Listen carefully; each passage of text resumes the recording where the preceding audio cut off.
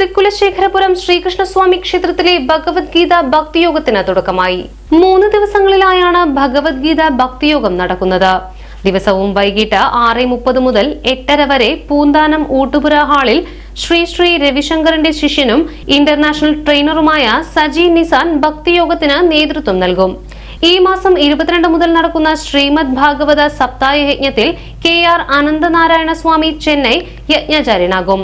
സന്ധ്യ ബാലകൃഷ്ണൻ സഹ ആചാര്യയായിരിക്കും. വിവിധ ദിവസങ്ങളിലായി ദശാവതാര ചന്ദനചാർത്തും ഭഗവത്ഗീതയും ശ്രീമദ് ഭാഗവത സപ്താഹ യജ്ഞവും അഷ്ടമി രോഹിണി മഹോത്സവവും നടക്കും. ദശാവതാര ചാർത്തിന് പറവൂർ നാരായണൻ പോറ്റി ആചാര്യനാകും.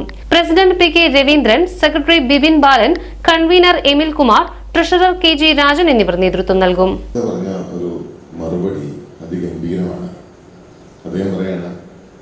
നീ എത്ര തവണ ഭഗവത്ഗീതയിലൂടെ കടന്നു പോയിട്ടുണ്ടെന്നുള്ളതിലല്ല വിഷയം. ഭഗവത്ഗീത ഒരു തവണയെങ്കിലും നിന്നിലൂടെ കടന്നു പോയിട്ടുണ്ടെങ്കിൽ അതാണ് ഏറ്റവും വലിയ കാര്യം. അപ്പൊ നമുക്ക് നമ്മളിലൂടെ ഭഗവത്ഗീതയെ ഒന്ന് കടത്തിവിടണം. ഭഗവാന്റെ വാക്കുകൾ അല്ലെ, കറക്റ്റല്ലേ സാർ? അതിന് മുമ്പ് എനിക്കൊരു റിക്വസ്റ്റ് ഉള്ളത്, ഈ പണ്ടത്തെ കാലത്ത് യജ്ഞങ്ങൾ മുടക്കാനായിട്ട് രാക്ഷസന്മാർ വരുമായിരുന്നു പറയണ്ട. കേട്ടില്ലേ? അതല്ലേ പുരാണങ്ങളിൽ കേട്ടില്ലേ?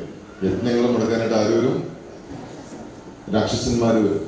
കാരണം യജ്ഞം എന്ന് പറഞ്ഞാൽ വലിയ സംഭവമാണ്. ഇത് ഗീതായജ്ഞം തുടങ്ങാൻ പോവാണ്.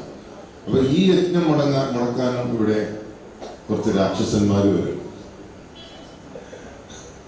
അപ്പൊ ഇവിടുത്തെ ഗീതായജ്ഞം മുടക്കാനുള്ള രാക്ഷസൻ ആരായിരിക്കും? ഈ ക്ലാസ്സിന്റെ ഇടയിൽ ആര് എഴുന്നേറ്റ് അങ്ങോട്ടും ഇങ്ങോട്ടും നടക്കുന്നു അയാളൊരു രാക്ഷസനായിരിക്കും.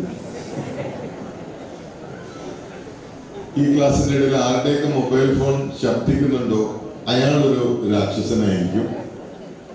ഈ ക്ലാസ്സിനെ ശല്യപ്പെടുത്തുന്ന രീതിയിൽ ആരൊക്കെ പെരുമാറുന്നുണ്ടോ, പരസ്പരം സംസാരിക്കുന്നുണ്ടോ, അയാൾ പറയണത് തെറ്റാണ് കേട്ടോ, അങ്ങനെയല്ല ശരിക്കും, അങ്ങനെയൊക്കെ ഇരുന്ന് പറയുന്നതിന്റെ ഇടയിൽ അവരൊക്കെ എനിക്ക് ആരാണ്?